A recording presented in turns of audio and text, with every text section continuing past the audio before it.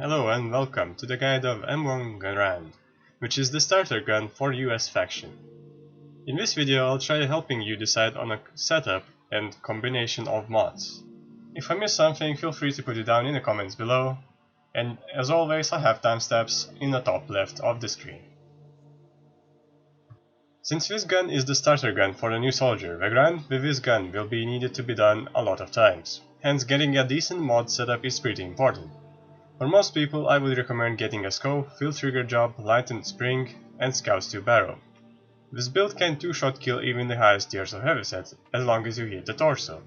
However, if you want to play a bit more of a sniper role, instead of a general jack-of-all-trades setup, you can add M72 match build and drop the trigger.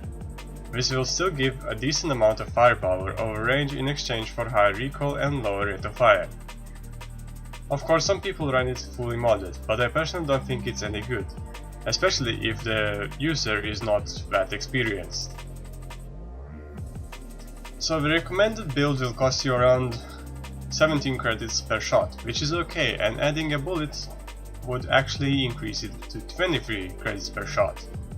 If you are in need of credits, dropping the rate of fire will net you decent savings over any build, coming in at 11.62 credits per shot, with decreased CQC and medium range performance. I would recommend dropping the scope or the Scout's 2 barrel, since they are very important. Modding priority is pretty simple, where Scout's 2 barrel is the most important thing and scope being the next thing you should prioritize. However, since you lock both of these late, to make the grind easier you can get match 72 bullet and some RPM depending on the budget and further plans for the build. Aside from heavyset, which is a mandatory badge in almost all situations, the options are really broad. You can pick pretty much anything depending on your tastes, but the three that seem to be benefiting Garand the most, depending on your sidearms, are fast reload, for obviously faster reload times, camouflage to not show yourself through kill cam, which benefits longer range players, and first aid, which in my opinion is super underrated and is insanely good paired with heavyset to counter bolt action rifles, as long as you have mat pouches. You can also run Hoarder badge with a bazooka to get more ammo, which isn't that hard to grind. It's pretty necessary in the current meta of spam tanks as much as possible. That I did test and it doesn't seem to do much for a stock bullet build, but it helps a decent amount for the modded ammo build, but I don't think it's that significant to actually consider. When using the scope, you can adjust the elevation of the shot by using the mouse wheel, but you can also automatically zero in on the terrain you're looking at by pressing space. Hipfire is very competent and paired up with strafing can do wonders in CQC to duel opponents with automatic guns. Medium range can still be done with minimal strafes, but be sure to stop before doing follow-up shots. Garand shares the mods between itself and the M2 carbine, which means unequipped mods can be reused on carbine once they are unlocked, including the scope.